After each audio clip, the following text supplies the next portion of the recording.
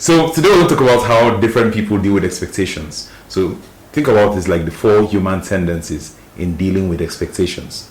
The first is the upholders. Now, let me make this simple. Before we talk about expectations, you must know 2 things. There are 2 kinds of expectations. Number 1 is internal. Number 2 is external. Now, an internal expectation is the type you give to yourself. So, for example, a New Year resolution is an internal expectation. Okay? If you choose to set a goal for yourself to run 5 kilometers every morning, that's an internal expectation. Somebody is going to come and beat you if you don't run. Right? So, internal expectations on one hand.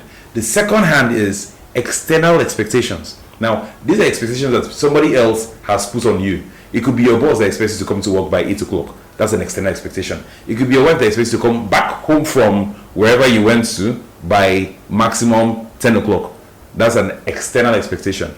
It could also be your doctor that expects you to eat a certain kind of meal, right? Every day. Maybe you have a particular illness he's trying to treat. That's an external expectations. Now, different people have different ways of dealing with these internal or external expectations. Now, it will serve you to know how they deal with these expectations so that you know how best to approach them and what kind of responsibilities to give to them. So, the first one is people that we call the upholders. Now, a good example of an upholder would be Father Abraham in the Bible. This is a man that was described as that he walked with God. And so for an upholder, they embrace both internal and external expectations. In other words, they can be trusted with delivering to detail what is expected of them, right?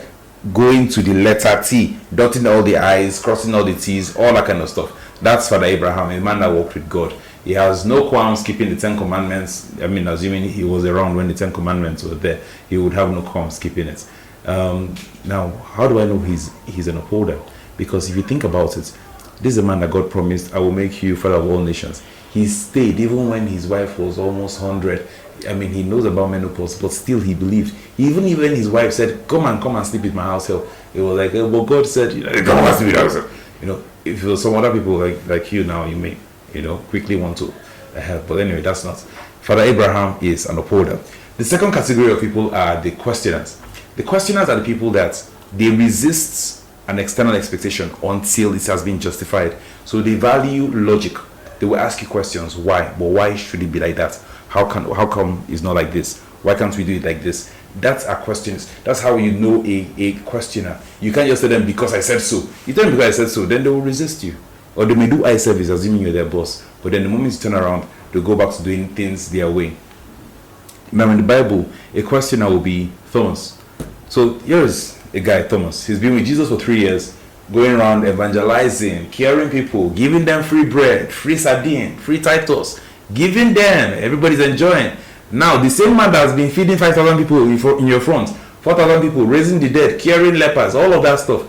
The same man died, comes back after 3 days, and you see him. It's not like you see him. He said, no, I'm not going to believe until I put my hand inside, and put inside the hole that they've drilled in his hand. That's a typical questioner. They value logic. It just doesn't make sense. But we buried this guy. How come he's back here? That's how a questioner reasons. So don't get upset with them. Don't get infuriated. Don't assume that by them asking questions, they're somehow trying to challenge your authority. It's just how they are made up. Okay. Then you have the third category. These people are what we call the obligers. Now, an obliger is called that because they have no issues embracing an external expectation, but they struggle in keeping up their own internal expectation. In other words, they would rather be told what to do and follow the leader than to stick with their own goals. And so, an obliger in the Bible would be somebody like Peter, St. Peter. St. Peter is an obliger because, think about it, he's described as being very loyal to Jesus. A few hours before he denied Jesus, one of the soldiers came to arrest Jesus. He brought out his sword, cut off the guy's ears. Right? Very loyal. But then, fast forward 1 hour, 2 hours time, somebody points him and says, were you not with Jesus in the garden? He says, no, not with me. Not with me. Right? That's exactly what an obliger would do. Right? When it comes to them meeting their own internal expectations, standing up for their own beliefs and convictions, they will largely just cower out and move with the crowd. But when it comes to meeting up an external expectation that people expect you to do this, then they have no issues doing that. So Jesus expected him to protect him. He has no issues doing that. As long as there's an external expectation to be met, they'll meet it. Okay, that's the obliger. And then the last is the rebels. The rebel, these are the people that they resist both internal and external expectations. So it can be quite hard to do. What they really value is autonomy. What they value is freedom, right? So you don't come and tell the rebel, you must do this thing, and you start telling him why, right? If it doesn't make sense to him, he'll probably resist it. He may not tell you in your front, but later on you will find out that he's just undermining your authority, simply because it doesn't make sense, and they value freedom and autonomy. So how do you deal with a rebel? You deal with a rebel by practicing what we call the ICC. Means information, consequences, and choice. So you give them the information they need to have. You tell them, these are the consequences of not doing what I'm asking you to do, right? But you have the choice to either do it or not do it. But these are the consequences. They're not going to change. Now, being a rational person, seeing that he has the choice, he's now likely to follow through with the best possible choice, which is hopefully what you're suggesting to him. A popular rebel in the Bible would be, who would I describe as a rebel in the Bible now? That would be Jonah. Jonah is a rebel. Now, Jonah was asked by God to go to Nineveh. I mean, if God tells me to go to Nineveh, I'll go. I don't even know where Nineveh is, but I'll find it on Google Map and I'll go there. But not Jonah. Jonah, God says, go to Nineveh and tell them this message. Jonah, no. He goes another direction, gets swallowed by a fish, spends some days there, gets redirected back to Nineveh, and then he passes the message. And then when God says, okay, I will show pity upon you, I will be compassionate upon you, you would think Jonah will be happy. Jonah is not happy. Jonah says, but why? I mean, I got swallowed by a fish, I'm not even the sin, and now you're forgiving them. Why? That's a rebel. So you need to learn how different people deal with expectations, both internal and external, so that you know what type of roles they should play when they're working within a team. Now, don't get it twisted.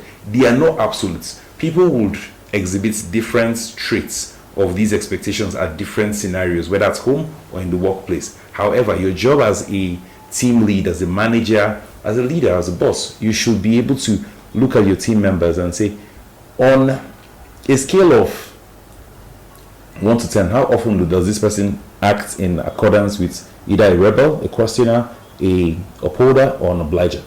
And see how consistent they are in these different ways of dealing with internal and external expectations.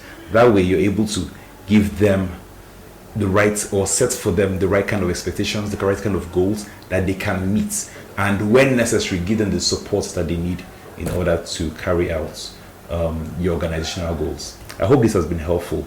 This is advanced communication skills, and we can tie this into how different people also speak in the office, right? Different styles of communication, whether it's aggressive, whether it's passive, whether it's non-aggressive or assertive, right? These different categories will usually adopt different styles of communication. We'll talk about that in another video. I hope this has been helpful. Take care.